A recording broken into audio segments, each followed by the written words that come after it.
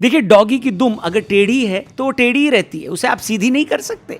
ये कहावत बनाई ही पाकिस्तान के लिए गई है, क्योंकि पिछले 3 दिनों में जिस हिसाब के एक्शन भारत ने पाकिस्तान पर लिए, कुछ बनाया हो या न बनाया हो, लेकिन पूरे मुल्क का, पूरे पाकिस्तान का डॉगी बनाकर रख दिया भारत ने। सारा पाकिस्तान दुम हिलाते हुए अमेरिका गया, यूएई के पास गया और बोला अंकल बचा लो, पापा मार देंगे। पापा मतलब भारत मार देगा। बेचारा सो रहा था मैं। लेकिन कल का दिन बड़ा ही अलग रहा दोस्तों। हमारे फॉरेन सेक्रेटरी को 3 बार पीसी प्रेस कॉन्फ्रेंस के लिए आना पड़ा। ट्रंप चचा की ग्लोबल बेइज्जती भी हो गई और भारत ने अपने टर्म्स भी मनवा लिए। आइए एक के बाद एक क्या क्या हुआ बात करते हैं। पाकिस्तान के आतंक के जवाब में 9 मई को भारत ने ऐसा जवाब दिया ना भाई साहब, ऐसे रिटेलिएट किया कि पाकिस्तानी जमीन चाटने लग गए। लड़ाई में अमेरिका कूदा, सीज फायर कराने का क्रेडिट ले लिया, लेकिन ठीक 2 घंटे बाद ही उनका क्रेडिट पाकिस्तान ने घुमाकर उन्हीं की जेब में वापस रख दिया और भारत पर ड्रोन हमले शुरू कर दिए। रात को अचानक खबर आई कि पाकिस्तान ने सीज फायर वायलेट करते हुए श्रीनगर, सांबा, रामगढ़, उधमपुर, राजौरी, पोखरण, कच्छ में ड्रोन अटैक किए।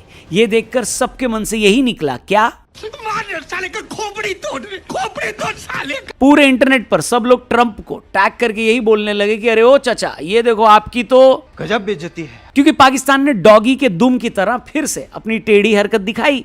भारत ने अच्छे से जवाब भी दिया, बीच में चाइना भी कूदा और अपने नाजायज दोस्त पाकिस्तान को सपोर्ट किया।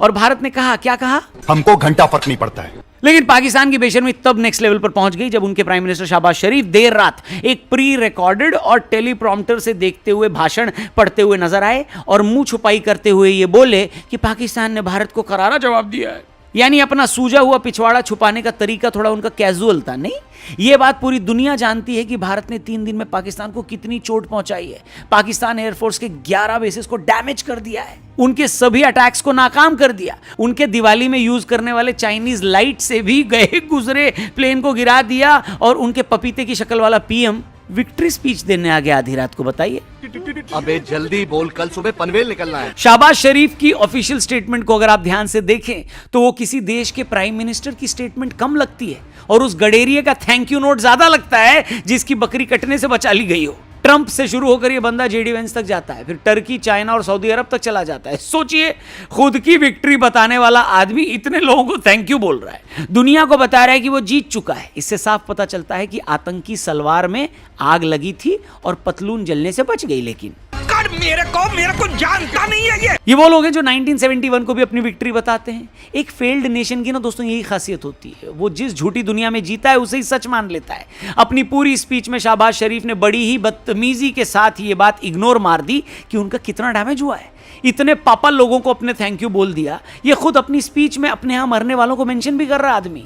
इसका सीधा मतलब ये है कि हमेशा की तरह पाकिस्तान अपने नंबर्स छिपा रहा है। ये वही लोग हैं ना भैया जिन्होंने करगिल वॉर के बाद अपने शहीदों की बॉडी एक्सेप्ट करने से मना कर दिया था। पाकिस्तान के पास बेसिकली खोने को कुछ नहीं है, न ही उनके पीएम के पास खोने को कुछ है। समझौतों की बुनियाद पर खड़ा एक देश बाजार में बिकने के लिए हमेशा तैयार रहता है, बस उसे इंतजार है खरीदार का। मतलब फेस सेविंग के लिए इतने सारे देशों को उसे साथ लाना पड़ा, गिड़गिड़ाना पड़ा, उनके पार्लियामेंट में उनके एमपीज रोते हुए मिले। ऐसे में खुद को विक्ट्री देने वाला आदमी पागल ना कहा जाए तो क्या कहा जाए, लेकिन ये उसकी आदत है। शहबाज शरीफ की भी यही आदत है, पाकिस्तान की भी यही आदत है। और इस पूरे मामले से ये साफ पता चलता है कि गुरु इन्होंने गाली भी खाई, गोली भी खाई, बस अपनी चीख दबा ली, आवाज नहीं आने दी। नहीं, कैसे कैसे लोग रहते हैं यार यहाँ पर। इस मुद्दे पर अभी और भी बातें की जाएंगी क्योंकि कहने को बहुत कुछ है। पूरी डिटेल वीडियो जल्दी इस चैनल पर लाएंगे, उसे देखने के लिए आप चैनल को सब्सक्राइब करके जाना और जाने से पहले एक बार कमेंट बॉक्स में कमेंट करके जरूर बताना कि क्या भारत को सीज फायर नहीं करना चाहिए था या जो किया सही किया। जो भी आप सोचते हैं कमेंट करना। जल्दी मिलते हैं। Thank you for watching. जय हिंद, वंदे मातरम।